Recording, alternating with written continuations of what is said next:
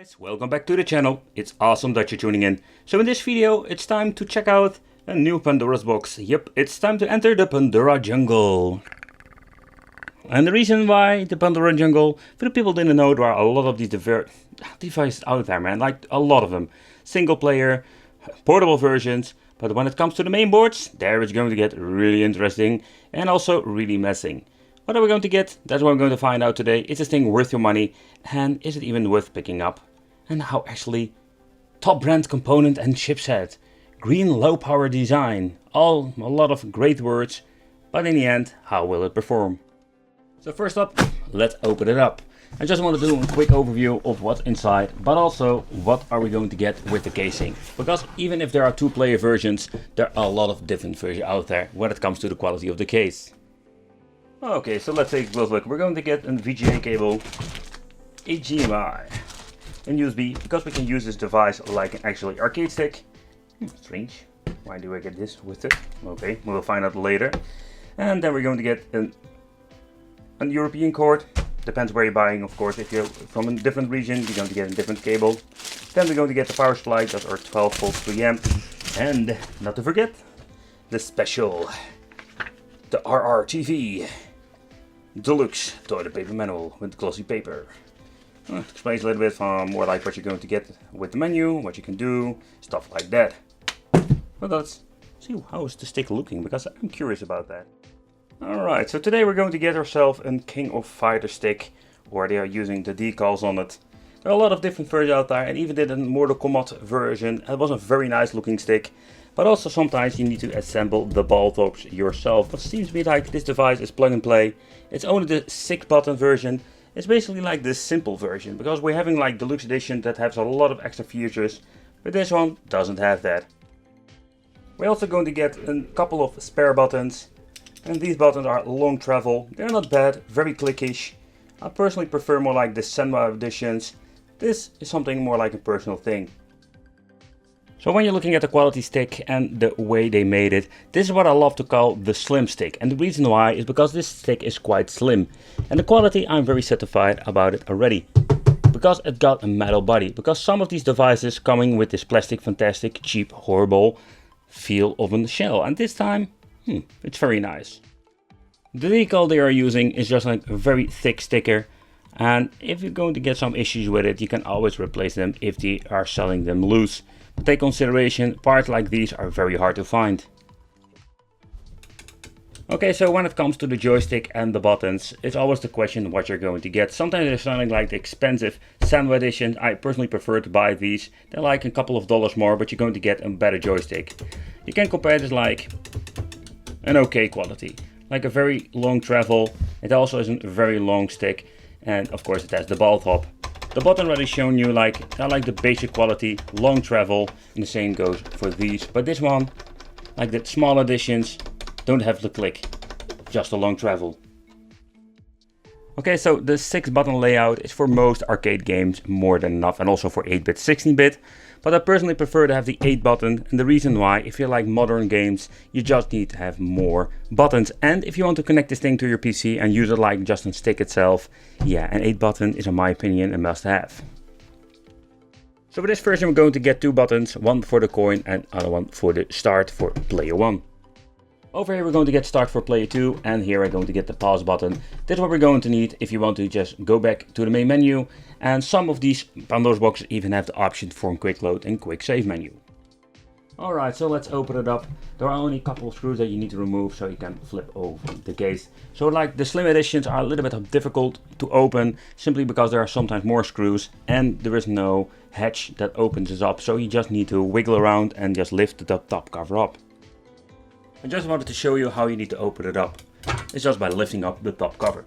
Normally we're going to get like a special hatch over here, so we can just flip it open, put a screwdriver in it like this, and you can just leave it open. It's super easy for maintenance. So over here we're going to get the cable 3, which you can see over here goes to the button and the joystick. It's a super easy construction, and what I like about it, so if you want to upgrade it with a different Pandora box, I think it will not be a big issue. Okay, so when you're looking at the buttons and the joysticks, you can replace this one with just a semi joystick. You just need to remove the cable over here, then you remove the 4 nuts and you can just pop it out. Super easy, easy peasy. The buttons, the same story, just basically you press the side things and it just pop them out, and that's it. Okay, so the main board, here's where we're going to get really interesting, and this is not in a good way. So first of all, it comes with a very tiny, little bitty speaker, and they are like the cheapest of cheap you can get. Then we're going to get the Pandora's box. This Pandora's box, I've reviewed them in different names, because this is more like a weird Android box they converted into a Pandora's box. We'll open it up for you guys so you know what I mean with this. Okay, so let's go to the back. Just I wanted to show you this. So first of all, it's a very weird configuration when it comes to all the connections. For the people familiar to my channel know what I mean. So first of all, the on and off switch you can see here, they are not using it anymore. The Ethernet connection, that is an option we're having now. Spiff out, audio AV out, HDMI. We're going to get here a 12-volt input. The on and off switch is over here now. Volume control, settings and 2 USB ports. And that's the reason why we're going to get this conversion for VGA from HDMI, or pass it from HDMI to VGA. That's the reason why they give you this, because there is no VGA connection. And with a normal Pandora box, we do have this. I think it's not a big of a deal, but if you want to replace your main board in the future, I think the most important thing is that you're going to get yourself a casing that you like and that you can upgrade eventually. Because if you can't upgrade it, it's pretty pointless. So there was already something wrong because this screw doesn't tighten up or getting loose. So that's not a good thing. Something is messed up. Normally that you need to do is remove the 4 screws and we can lift it up. But something is wrong, so let's double check the bottom part. Okay, I got it out. Like the first screw I wanted to loosen up is that the problem is that it was not even getting any grip in the nut itself. So that's what we're going to call a poor construction. Alright, there's the ADS Wi-Fi RR TV 64 gig and it's got 8,000, I think they're like meaning 8,000 games. So let's open up this bad boy.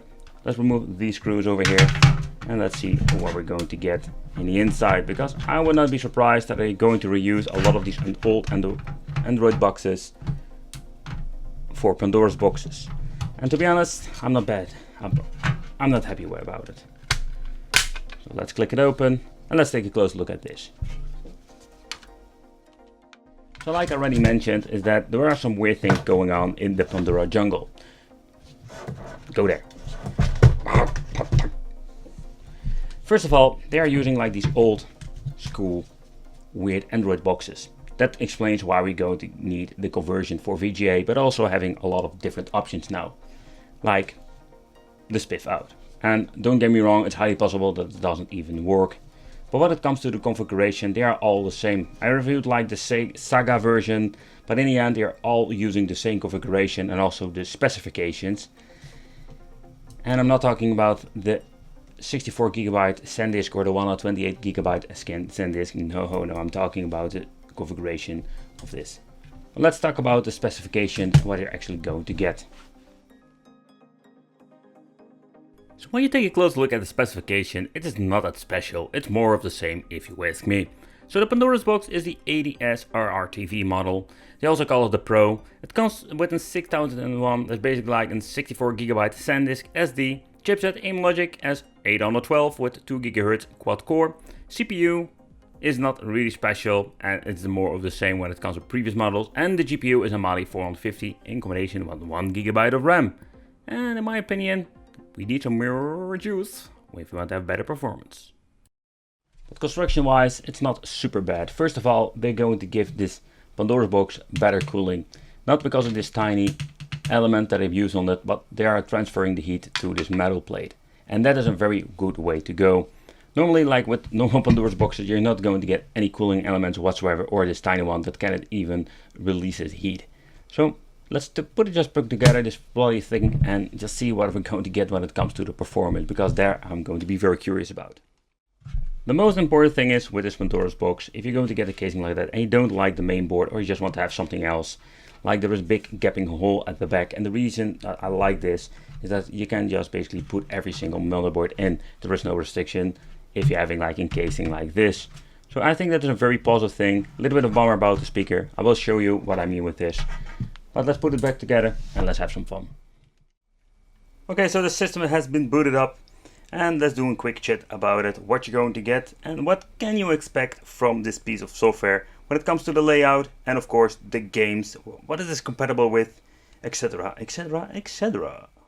You're going to switch between the game. You're going to get a small preview over there. All the way up, this is the all list. So all the games are basically in this list slapped together. We give a categorized system. This device has some support for PSP, Sega Dreamcast, PlayStation 1 and 64, NES, Super NES, Game Boy Classic, Color and Game Advance. They still didn't fix the Mega Drive with the Xbox 360 logo. Sometimes they fix it, sometimes they don't. It's kind of weird. We're having here the PC Engine. So we're having a lot of different systems that can run on it, and also the MAME stuff. So I'm very curious how are the performance of the board. I think I already know. For the people who didn't know, I don't know. Let's try some games. Pandora box I boot up, it still got this same issue. Oh, Cyberwolf! And it will run like shit. Let the frame drop begin. I must say this time it is not that bad. But still, it glitches from the select screen. Get ready, fight!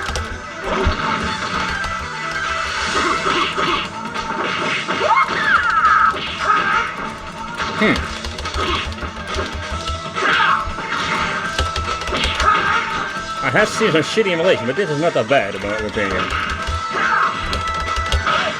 Stay down. Next up.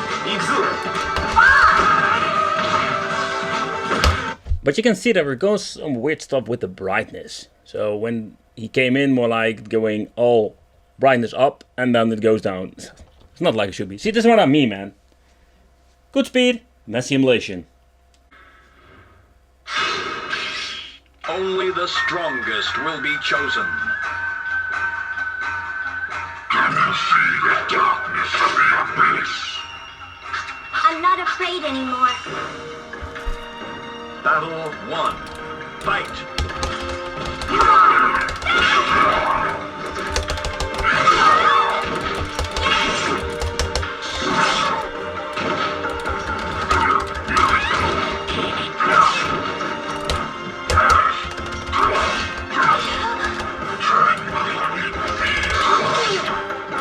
Bring out! Battle 2. Fight! Alright, the final test for MAME.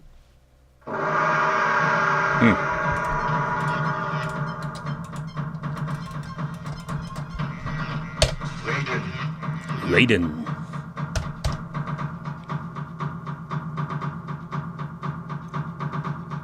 But so far so good.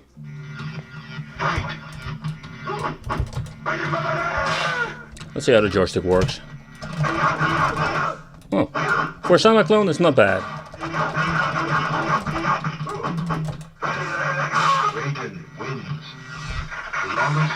Absolutely, flawless victory.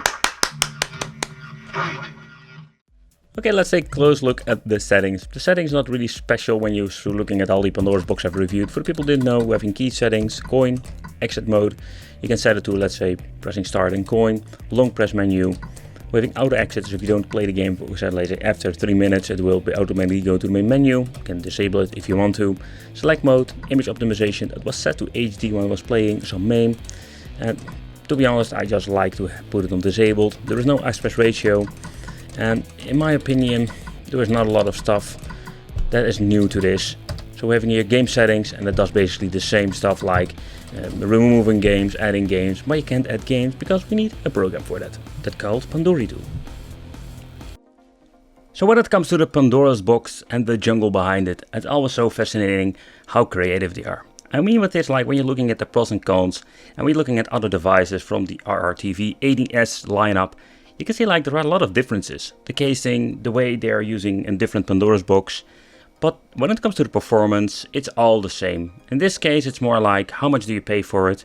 And in the end, it's more like what kind of performance. Oh wait, the performance is mostly all the same.